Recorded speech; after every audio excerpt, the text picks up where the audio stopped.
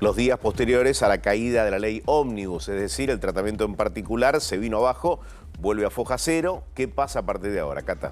A ver, varias cosas, ¿no? Porque cuando asumió Milei, Edu, dice, bueno, parte de las reformas que yo considero más importantes para avanzar en la dirección correcta van a estar contenidas en el mega DNU, que está vigente, salvo lo judicializado, y en los artículos de la ley ómnibus. Bueno, te voy a contar un poco en qué están esas dos cosas, sí, ¿no?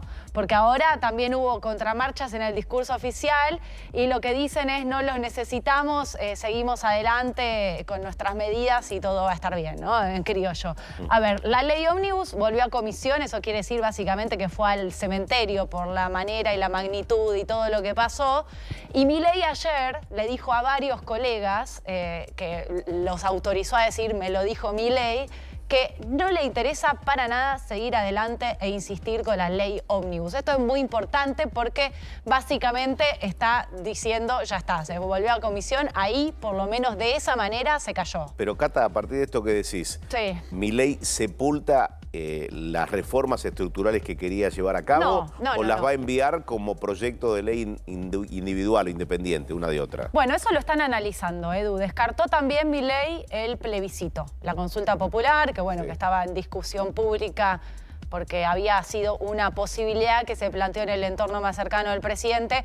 Eso quedó descartado. Es decir, Milei descarta que se vuelva a tratar de vuelta todo de cero, el dictamen en general como está. Eso es lo que dijo. No voy a insistir por ahí y tampoco voy a insistir con una consulta popular. Nuestra legitimidad vino de los votos y nos apoya la mayoría de los argentinos. Y ahí quedó el tema ley ómnibus. ¿Qué va a pasar con el contenido de esa ley ómnibus? Bueno, una de las posibilidades, como vos bien decías, Edu, es que más adelante empiecen a mandar ley por ley. Ellos saben que en muchísimas partes de esa ley ómnibus que había quedado desguazada, pero que una gran parte tiene el apoyo de esta oposición que hoy están a muchos llamándolos traidores de la patria, casta y todas esas cosas que viene diciendo Milei y también los seguidores libertarios.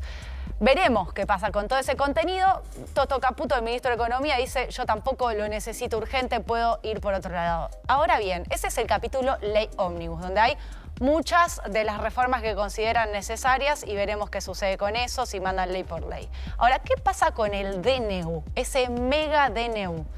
Para el gobierno de Milei, si hay algo que te lo pueden admitir en on, en off, pero que para ellos es súper importante, es la parte del capítulo de la reforma laboral. Para ellos eso es central para poder avanzar con la desregulación de la economía, con el avance de muchas trabas que hay para los empresarios, para que crezca. Bueno, eso está suspendido, lo sabemos, a partir de la denuncia judicial que hace la CGT contra Solo el capítulo de la reforma laboral. Solo el capítulo de la reforma laboral. Y esto está suspendido hasta que, porque ya está en manos de la Corte Suprema, la Corte Suprema diga algo sobre esto. Después está también en manos de la Corte Suprema la denuncia que hace el gobierno de La Rioja contra el DNU, que dicen es inconstitucional, viola los principios de la República, es antirrepública, antidemocrático. ¿Y qué pasa con la Corte? Y acá está la llave de la cuestión.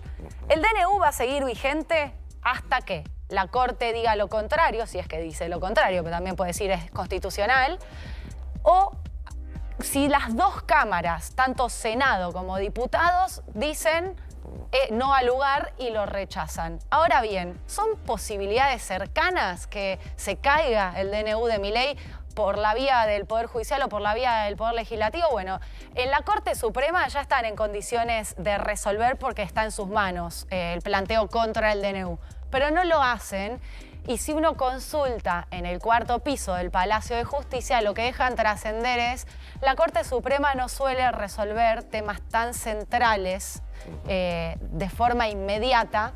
Entienden que el gobierno de Milei acaba de asumir y que, por lo tanto, si resuelven no va a ser en el corto plazo. En criollo, algo que decía el juez Carlos Fait, están haciendo cronoterapia, utilizando los tiempos de forma no inocentes, administrándolos, teniendo en cuenta que es un gobierno que tiene todavía muchísima popularidad, que acaban de asumir, recuerdan antecedentes como, por ejemplo, lo que pasó con Macri y las tarifas, juegan al tiempismo. Y lo que dicen en la Corte Suprema, obviamente no de forma oficial y pública, pero es lo que piensan en muchos de las vocalías de los supremos, es dejemos que son los tiempos de la política, que lo resuelvan en el Congreso.